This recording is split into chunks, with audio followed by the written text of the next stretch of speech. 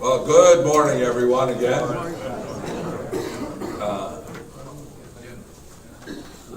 Welcome to the Fox Valley Catholic Bible Study Group. We're looking at the first books of the Bible, and particularly in the book of Genesis.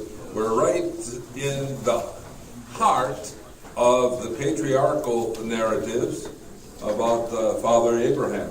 Now, for the last few weeks, we've looked at the various stories that are part of the saga of Father Abraham, the first man in the Bible to believe only one God. And there's been a string of stories.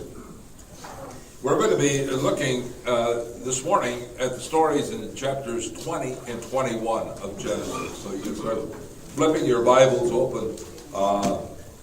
And there's a string of stories here. They are not in chronological order. They come from the different sources, and they've really been shuffled together pretty well. Even within some of these stories, there's evidence, scholars say, from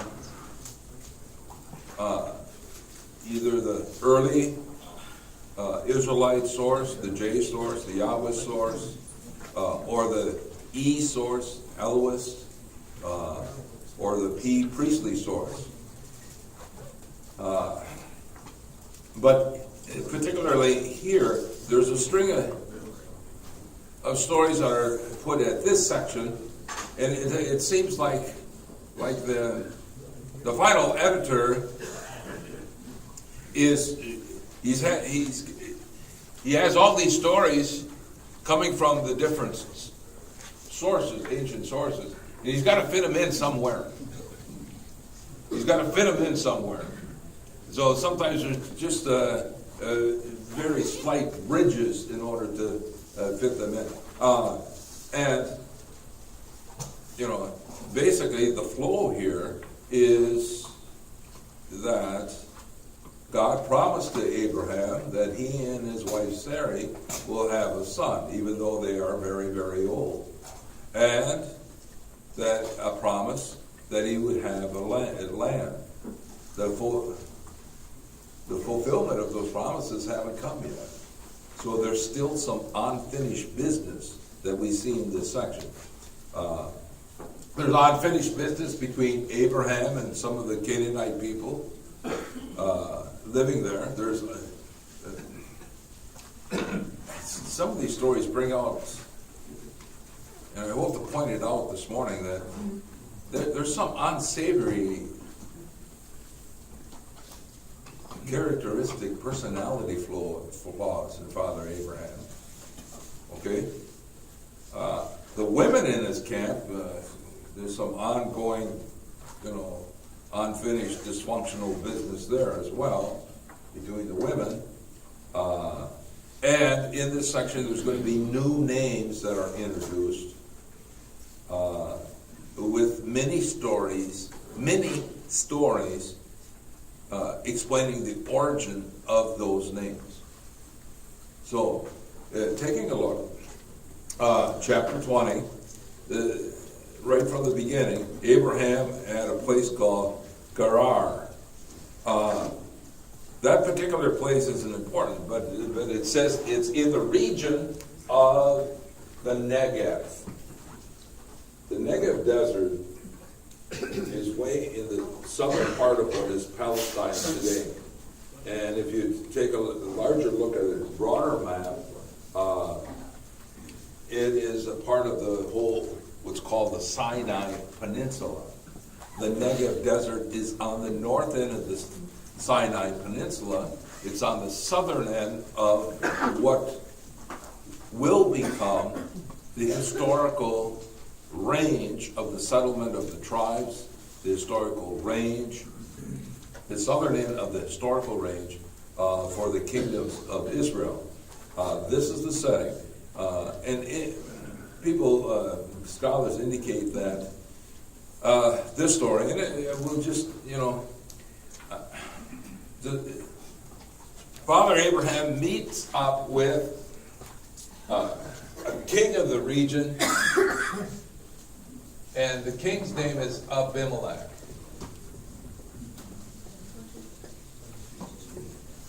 Okay.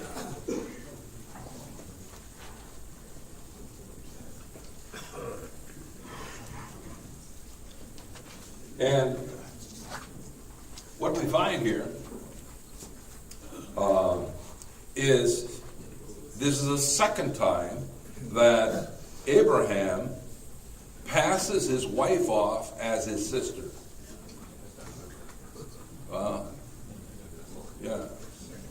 And it's kind of strange because the story before this, they're like, he's like almost 100 years old and she's 99. So it must be a story that comes from an earlier historical tradition from a later source. Okay? This is, I point this out to indicate this isn't in chronological order. Okay? So, he passes his wife off as his sister, and as we take a look at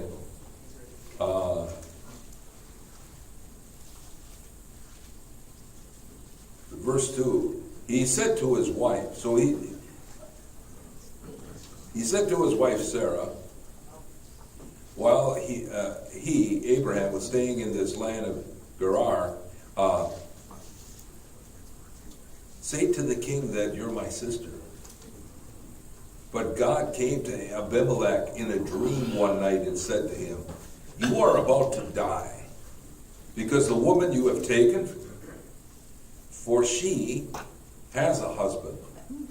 Abimelech, who had not approached her, in other words, he didn't formally consummate the union. O Lord, would you slay a man even though he's innocent? He himself told me, she is my sister. And she herself also said, he is my brother. I did it in good faith and with clean hands. God answered him in the dream and says, yes, I know you did it in good faith. In fact, it was I who kept you from sinning against me. That is why I did not let you touch her. Therefore, return the man's wife. As a spokesman, he will intercede for you, that your life may be saved. And if you do not return her, you can be sure that you and all yours will certainly die.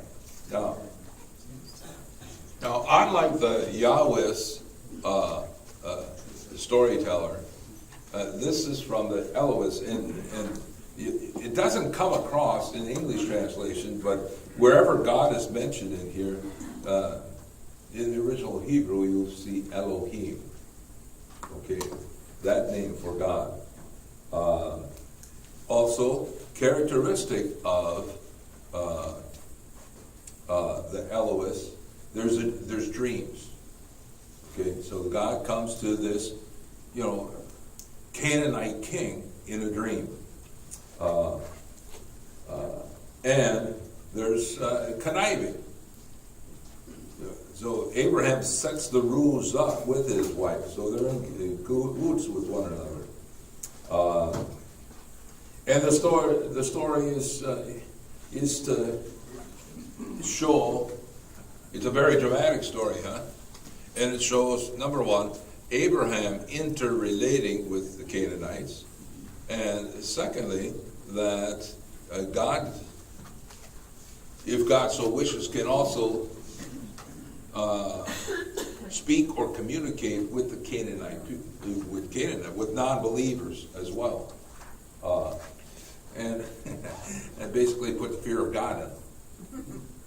Put the fear of God in them. So Abraham and Sarah kind of planned this ruse that they are brother and sister. Now, Thomas, what do you have to contribute already this morning? I think this has something to do with it. 1 Timothy 5:20. Those who sin are to be rebuked publicly so that the others may take warning. Does that pertain to this?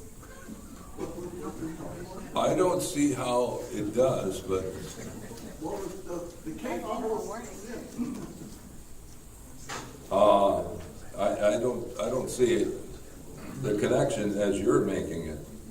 So that, it says that, as the story goes on, the king calls on, he summons Abraham, verse 9. Then Abimelech summoned Abraham and said, how could you do this to us? What wrong did I do to you that you should have brought this monstrous guilt on me and my kingdom? You have treated me in an intolerable way.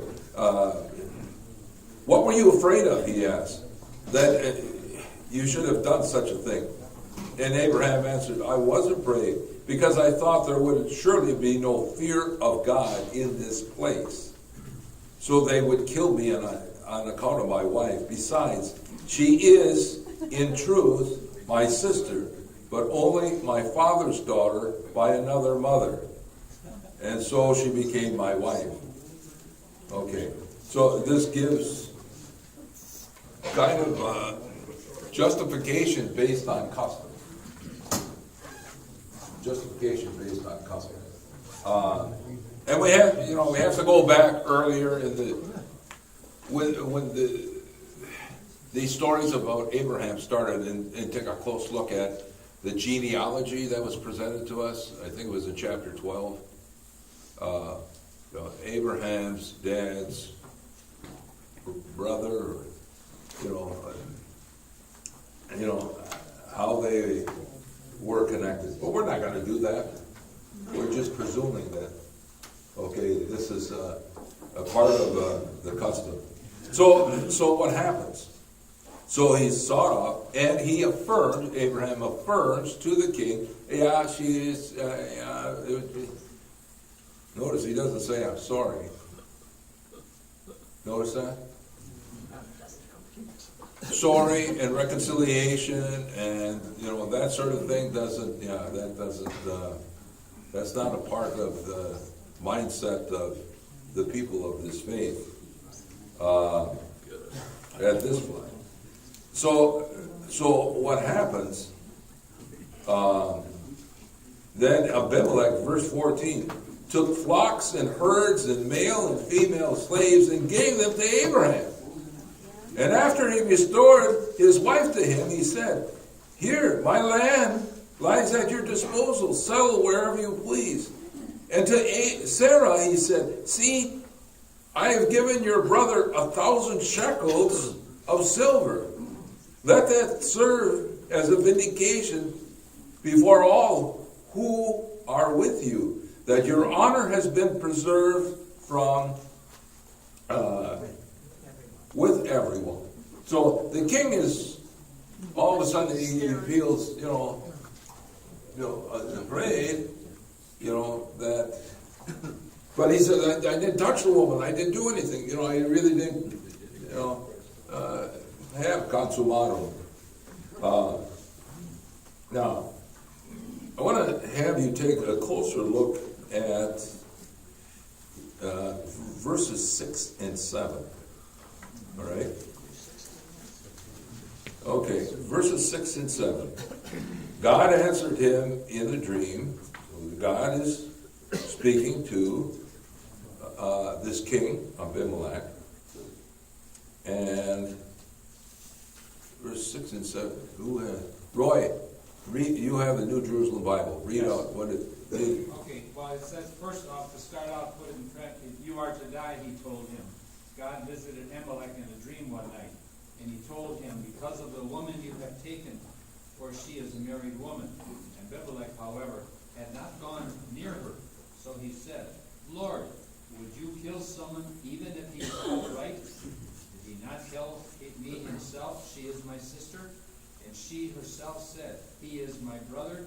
I did this with a clear conscience and clean hands.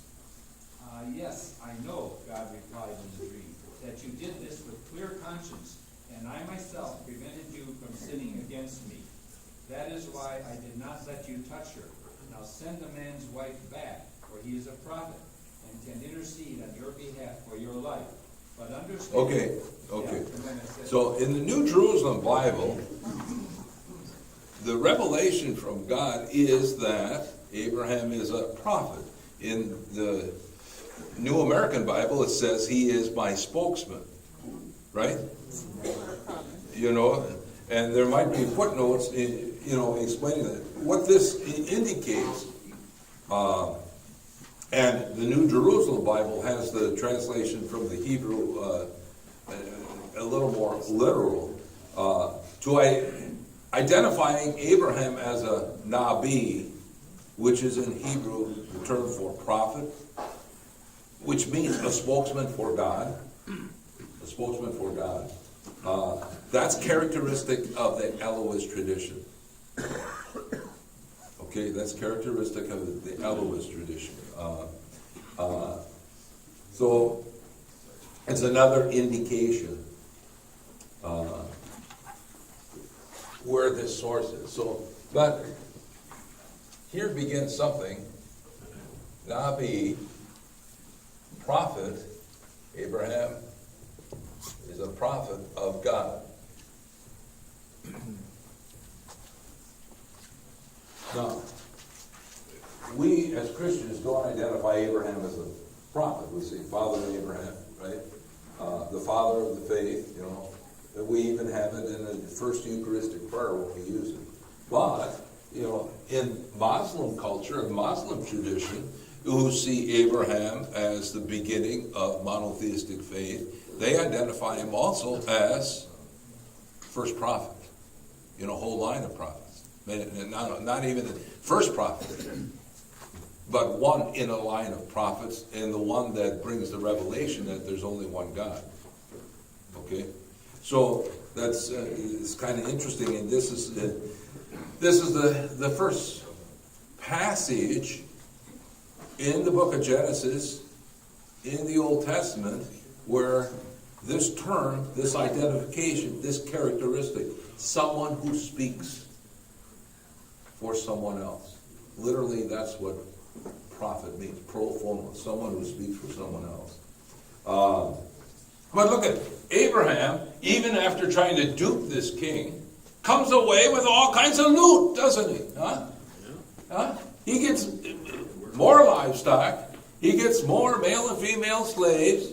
He gets a free ticket to settle in the land and to go over the land anywhere he wants. And he gets 1,000 shekels of silver, whatever that is. Those of you who like numbers, the ancient weight, shekel wasn't money. It was a measurement of weight, 11.5 grams. So those of you who are into, checking the gold standard and silver standard all the time, you figure that out, how much that would be in, today's market. Yeah. Father, because you said this is obviously out of order because, she was still lovely and all that stuff. Could this be the basis of his riches? Could this be the basis of the riches? Well, you combine this with a similar story of what he did in Egypt, chapter 16, when he tried to dupe the king of Egypt, right?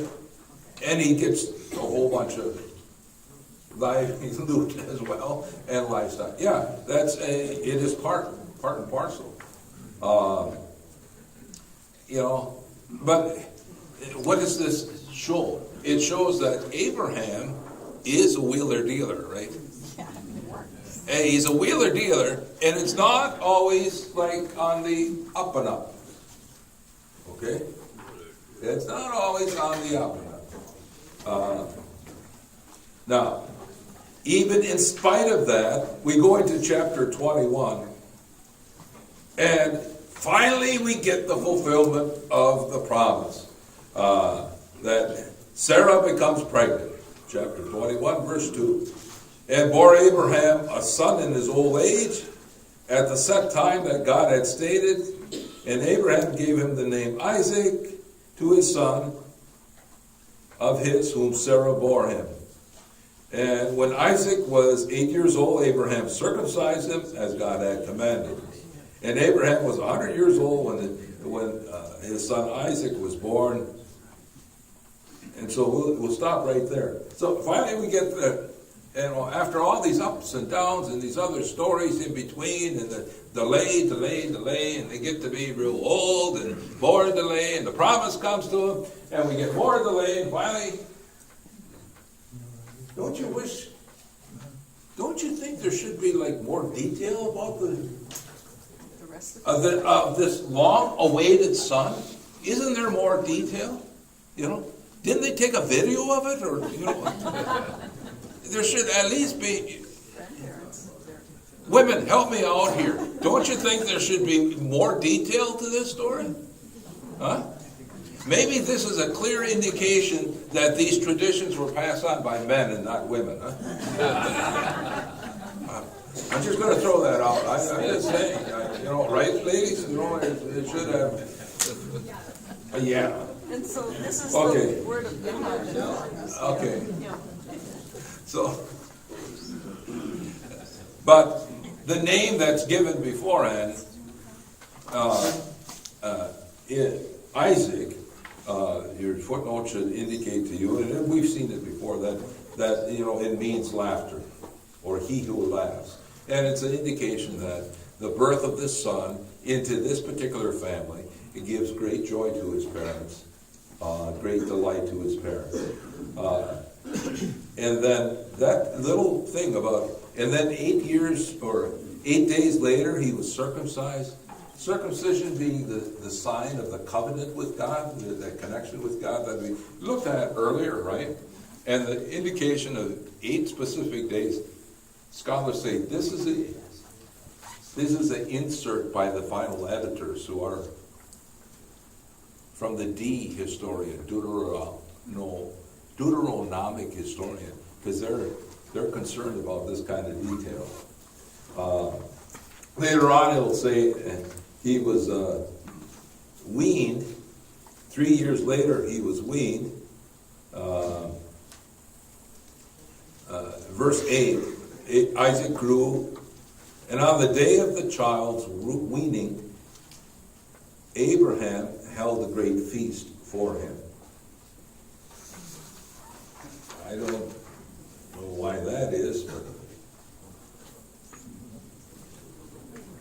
but you know, 3 years must be the extent before they wean someone. And then it's like there's a shift here. And then verse 9, and Sarah noticed that the son whom Hagar the Egyptian had born to Abraham, playing with her son Isaac. So she demanded of Abraham, drive that slave and her son out. No son of that slave is going to share the inheritance with my son Isaac. And Abraham was greatly distressed, especially on account of his son Ishmael. But God said to Abraham, do not be distressed about the boy or about the slave woman. Heed the demands of Sarah, no matter what she is asking of you. Yes, dear. Yes, dear. For it is through Isaac that the descendants shall bear your name. And as for the son of the slave woman, I shall make a great nation of him also, since he too is your offspring. So here's a recurrence of the promise, earlier promise, also to the son of the slave girl. Huh? And we've seen this before, you know, Sarah, when she was known as Sarai, drove Hagar out, or abused her so much that Hagar ran away. Now, this is to set up the next little mini story. And the next little mini story is earlier in the next morning, verse 14, Abraham got some bread in a skin of water and gave them to Hagar, then placing the child on her back. It seems like here, you know, it's kind of out of whack. You know, Ishmael was around for about 10 years before Isaac was born. And Isaac and Isaac is weaned already, so it's 3 years after that. So this son is, you know, 13 or 14. You know, but as this story has come down to the final editor, it's in this way. Now, and he sent her away. As she roamed aimlessly in the wilderness of Beersheba, the water in the skin was used up, so she put the child down under a shrub, and then went and sat down opposite him, about a bow shot away. For she said to herself, let me not watch to see the child die. And she sat opposite him and began to cry. And God heard the baby boy's cry. And God's messenger called Hagar from heaven. What is the matter, Hagar? Don't be afraid. God has heard your voice crying and the plight of his. Arise, lift up the boy, and hold him by the hand, for I will make of him a great nation, and so on. So, all of a sudden, you know, this 13, 14-year-old boy, and he's still, you know, sitting under a shrub tree crying. Because his mom, you know, didn't have enough water for him. You know, come on. You know, there's something that's not plausible here, right? Okay. So obviously he wasn't 10 years old. Well, as this story has come down, or it has come down from our early tradition, but that's not the important part of the story. You take a look. What other woman so far in these patriarchal narratives has God sent a message to? None. And the way this is laid out, this is the second time God has sent a message to Hagar, the Egyptian, the slave girl, who's been abused, who's been a victim of injustice within the family of her home. So maybe the religious article, you know, authors, it has nothing to do about the details, how old the kid is and all that. Maybe it has something to do with the heart of Almighty God reaching out to the cry of the poor, of the homeless, because basically, you know, the second time she was kicked out of the camp or left the camp of Abraham, right? Of those who are abused, those who are victimized, those who are part, you know, of injustice. This becomes, okay, what we see here, when you look at it from this religious interpretation, says more about God, doesn't it? But it's an entertaining story anyhow. And the ancients would not have asked these kinds of stupid questions like we ask. How come the boy all of a sudden, you know, a 13-year-old boy sitting crying under a shrub tree? Get up and take care of yourself. Help your mother look for water, for crying out loud. Stop thinking of it. Hey, use logic. Use logic. In a desert region, why would there be vegetation as big as a shrub growing? What's underneath it? Yeah, Jim. The Quran puts this story in a little different light, doesn't it? Well, I don't know exactly the Quran Well, story. they state that Ishmael is really the true son of Abraham. Right. And his descendants are the nation that God intended to be, the great nation. Oh, well, that's the outcome of, Yeah. their source, yeah. I thought you meant specifically with this. That's what I was gonna ask. How do the Muslims tell this story? Well, We're coming out from the Hebrew. Okay, the Muslims tell the story as it's Ishmael is really the first son of Abraham, and they trace their origins through Ishmael. Okay? They're making such a big deal of the parentage here, but Sarah and Abraham, one of them must have had a slave for the mother if they had the same father. How did that work out? Abraham's father.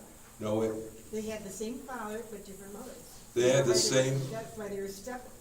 Well, there was stuff. Well, you know, it was during a time when men could take multiple wives. You know, it was ancient times. You know, maybe they didn't have as many men around, so they had to, you know, have more women. And especially if they were, you know, kings, heads of tribes, you know, and so on. This is an assurance of the promise, you know, to that lineage. One thing I would, you know, further on it says, a couple things I want to point out. First of all, Abraham sends her away. with food and water, right? Right. So he sends her with provisions. Secondly, is he sent her. He pointed her in the direction. And the direction seems to be towards Egypt. Okay? Where exactly this Abimelech, who is the king of a place called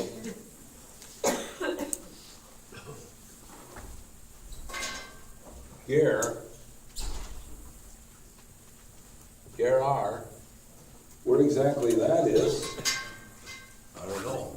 But we know where Beersheba is. And Beersheba, if you find Abraham, if he was tented near Hebron, here up in the almost watershed point of the Judean mountains, and you go just south of that, you'll find on your map Beersheba. It's right on the northern edge of the Negev desert. Now, Beersheba has a very long history. Today, Beersheba is, I think, like the fourth largest city in Israel. They have like 300,000 people around Beersheba. It has always been, and here I find this kind of an interesting thing. I heard this over 40 years ago when we went to Beersheba, that it was the center for Bedouin tribesmen of the northern Negev. It's a center for Bedouin culture and so on. And even today yet. And of course the Bedouin are the traveling nomadic pastoralists of today. Okay? And it's like their cultural center. And today in Beersheba, they have a couple of universities there. They have all kinds of towers and shopping malls, and it's quite an extensive place. And they're doing archaeology to find the old wells, because it revolves around old wells. That's another thing I want to point out that's introduced with this story. Okay? And that is the significance of water. The beginning of the significance of water. Father, today they also still live in tents out in the desert, but they have big dishes for their television. Right. So, I'm going to point this out. It's something that scholars call a light motif. The motif of water, significance of water. And of course, if you're dying in the desert, or thirsty, to be able to find water, to know where the water supply is. If you're traveling in a desert area, what's the first clue that there's water off in the distance? Foliage. Huh? Foliage. Foliage, right? Right, foliage? Okay. And directly, that's why in this story you find a shrub as an indication that basically he was sitting on water. He was sitting on a water source. Or she hadn't found the water source yet. But it's all basically to conclude. Here it says, verse 19, then God opened her eyes and she saw a well of water, and she went and filled the skin with water, and then let the boy drink. And God was with the boy. He grew up. He lived in the wilderness. He became an expert bowman. And with his home in the wilderness of Paran, his mother got a wife for him from the land of Egypt. It's like, okay, let's finish up the story about Ishmael. He survived. They lived there. He grew up. He became a bowman. He continued to live there. His mother got a wife for him. Oh, let's forget about it. Let's go back to the other story, the real story. It's like he just fast forward his life. Okay. right? Tom? It's interesting though, in chapter 16, when he talks about Ishmael, he calls him, he shall be a wild ass of a man, his hand against everyone, and everyone's hand against him. In opposition to all his kin shall he encamp. So apparently,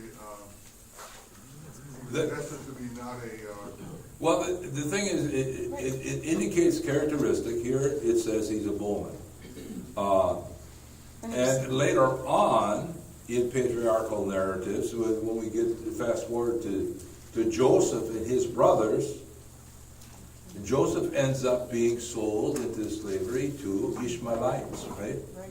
So those who ply the desert, the ancestors become desert merchants. And Merchant even when people. she left him, he was a bow shot away. And when she left him, there was a bull shot. That was, these stories, there's certain key words. We would, if we saw this today, there'd probably be hashtags all over the place. Okay? To show, a connection with, but it's a connection that comes from oral traditions, and they are connecting characteristics of certain people and what their abilities are, and where did that come from. These stories are to explain where things come from. They're etymological stories. All right, Thomas, what do you have? All right, the answer to this is how many husbands listen to their wives? Here you go. How many husbands listen to their wife? Yeah, here's the answer. Okay, I'm reading the footnote. I'm reading the footnote. Talk about Sarah. Her unbelief became contagious, for Abraham hearkened to her voice. And then down there it says, Hagar was the real sufferer, and Sarah's sin bore bitter fruit. For when she gave Hagar to Abraham, she originated a rivalry which has run in the keenest animosity through the ages, and which oceans of blood have not been quenched. A tribe of Arabs came from him. Okay. All through the history.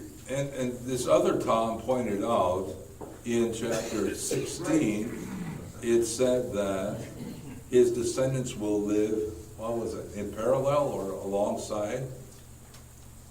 everyone, his hand shall, he shall be a wild ass of a man, his hand against everyone, and everyone's hand against him. In opposition to all the kin shall he encamp. So he's not a good boy. Well, but in the thing in opposition, he will camp in opposition, meaning that is meaning parallel to. And so when you think of the land, eventually the land of the Israelites, there's fertility here. You go across the Jordan River and it becomes very quickly desert-like. And especially down here, desert-like. So it means that the descendants of Ishmael, yes, according to Hebrew tradition, are in a later era are identified with the nomadic, semi-nomadic, merchant, and desert dwellers, the Arab people and Arab culture. Okay, alongside Israel, yes. They've discovered in that area around Beersheba a huge aquifer that basically has made that land quite fertile, and it enables an awful lot of people to live there. And of course, it wasn't found until the Jews got control of Israel. Well, be careful with that last statement. It wasn't found until the Jews, through this story with Abraham, because in the next little story that we have here in chapter 21 indicates, it'll come out that Abraham dug that well, the first well at Beersheba, but that is those people interpret, identifying with their father. There may have been wells there already. Bob? Well, I find that two kind of interesting things to think about here. The real quick one is that Abraham seems to show more interest in Hagar and Ishmael than he does in Isaac. You know, that there's discussion about that, and they don't really talk about the fact that he still has the son who's going to be promised the descendants from. But the second thing is, in the traditions of the time, the firstborn is the one that inherits everything, and whoops, here's the first story now. It's not going to the firstborn, it's going to be, well, we assume to be the secondborn here through Isaac, and then very quickly we'll get into the idea of Esau and Jacob, again, not going to the firstborn. So it seems to be a little bit of a sidestep on the way things were done at the time, that this is not going to follow through in this case. And even to the point of saying, here we have this genealogy through males, and whoops, we're more interested in what Sarah's doing than Hagar's doing. So it's almost like a matriarchal sidestep in genealogy that it's coming down through a woman as opposed to strongly saying the man. Yeah, identified through the father, father, son of the father, which is still connected by name, and even in the Arab, in the Arab cultures, when you find Arabs' names, and I was taught this by a Christian Palestinian in Israel. His name was one thing, but he went by Abu and the name of his firstborn son. He had one name, I forget what his given name is. But once they have firstborn son, then the last identification is father of so-and-so, in order to pass this on, okay? Son of, and in Arabic it's Abu, in Hebrew it was Abi, okay? So whenever you hear, for instance, in news reports, Arab-based people, some, in their fights, in wars, will take, what's that, Nam Jager, Nam Guer, name of war, a nickname based on their warfare. It will be Abu something. Okay? What? Nom de guerre. Nom de guerre. That's right. It's a French name with war. They'll take that on. Father of, a certain kind of warfare or attack or a group of people. Nom de guerre. That's the phrase I was looking for. Thank you. Yeah. Going back to what was said about the wells and the land, I have an old note here that says of Beersheba was well 7. Does that bring anything? That's an old note. Well, I was going to explain that. This whole business here, the next story, the whole business is about the meaning behind the name Beersheba. Okay, so the word bear in Hebrew is identified as well. Sheba can either be the number 7, Sheba, or it can mean oath. Oath or pact. And the next story explains that. Okay? Well of the 7 or well of the pact. So the next story, chapter 21, verse 22. Again, this story is like out of place in the narrative. It's like a story that is put here because it just said Hagar was sent off into the wilderness of Beersheba. Okay, and you can. Okay, I don't know about you, but I imagine these stories being explained to kids around a campfire. Okay, as they're traveling through the desert region, anyhow. okay? Probably just around the time of the Exodus or shortly after. And then the final touch is put on, many years later when they're in Babylon. And what was that old campfire story we heard about?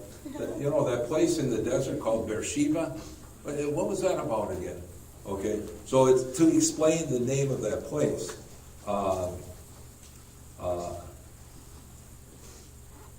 So Beersheba, this next story, it has Abimelech again, king of Gerar, accompanied by Phicol, the commander of his army, came to Abraham and said, God is with you in everything you do, therefore swear to me by God at this place that you will not deal falsely with me or with my progeny in prosperity, but will act as loyally toward me and the land in which you stay as I have acted towards you. So there's embedded in here is the presumption that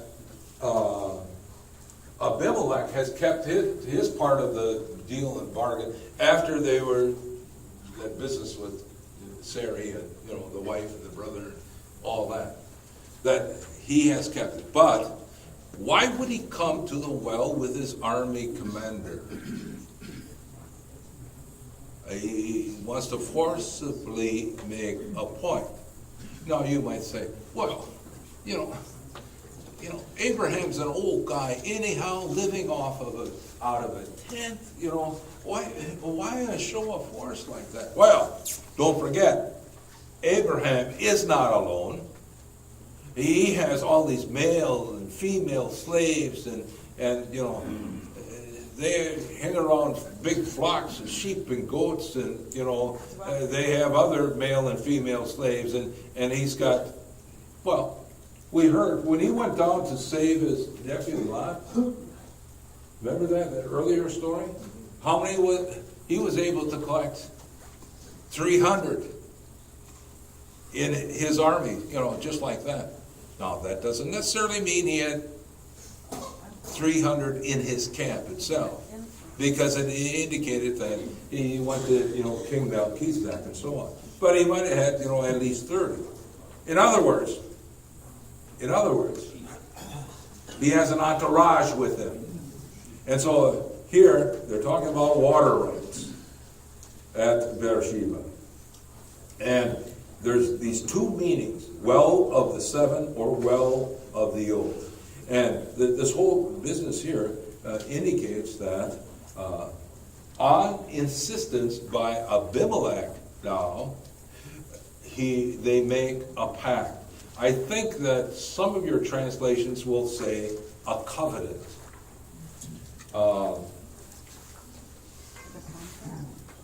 It's based on the oath, a pact, some kind, might be a contract.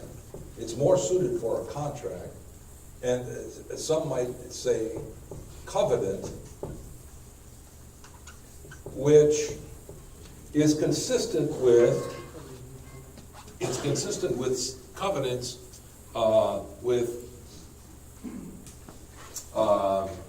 agreements in ancient times that we find from ancient manuscripts between kings, okay? But for the Israelites, covenant is very uniquely connected with God. Remember when in chapter 17, when God, makes covenant with Abraham and the promise of progeny and the promise of land and so on. Well, this whole story then explains the first land claim by Father Abraham, because it comes out that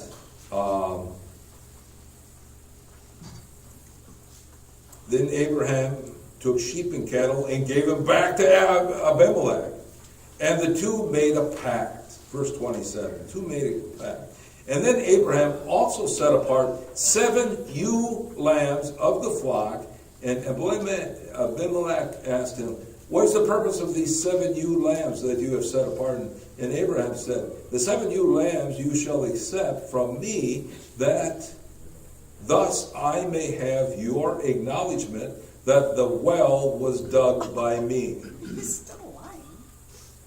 He's still wheeling and dealing. He may or he may not have, dug that well.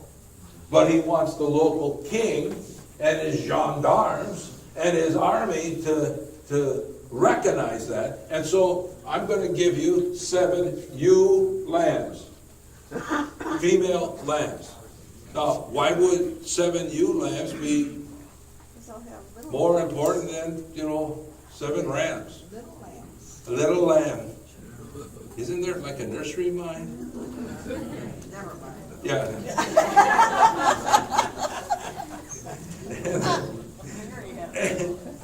Now he does something else, folks. He does one more thing.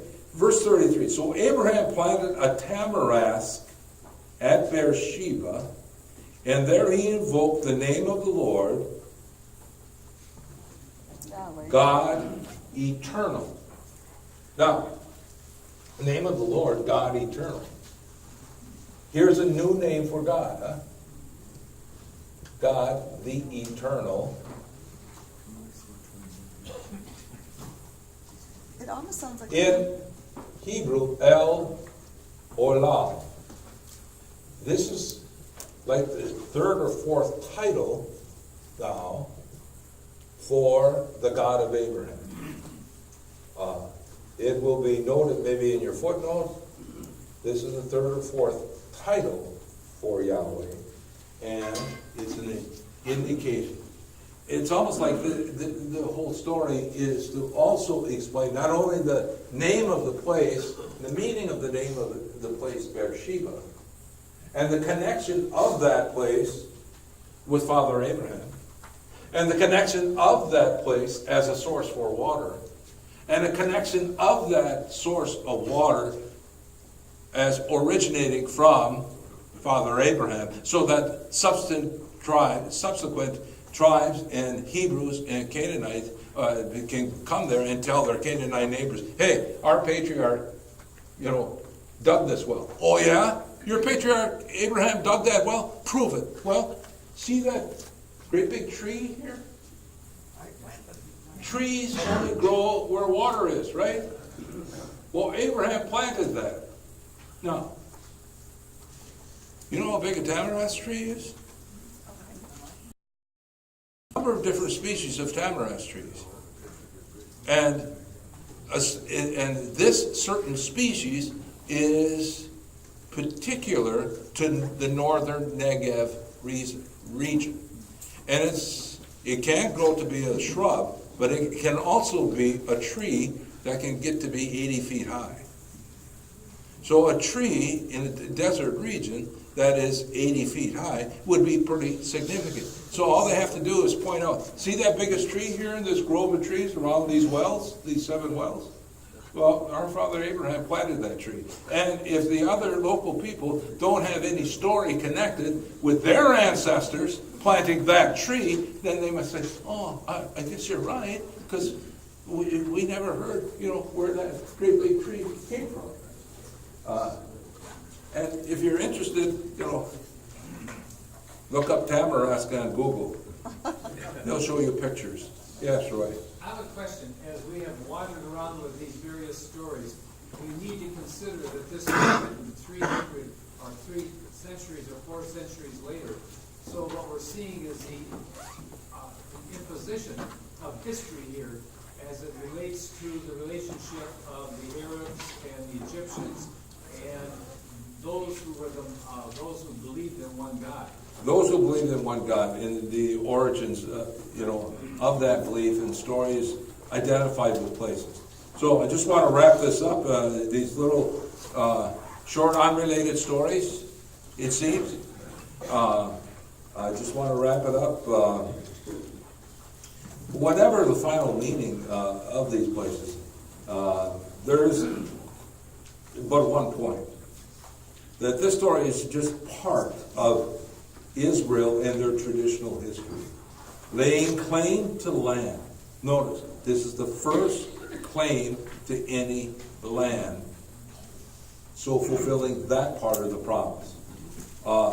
and it's true, laying claim to water and water rights in the southern part of the Israelite territory. And that claim for the Israelites goes back to Father Abraham. Had 7 wells.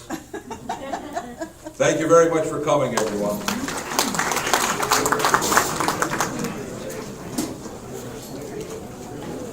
Father, this even makes Abraham out to be okay with lying. He's convincing the king to say that he dug a well that made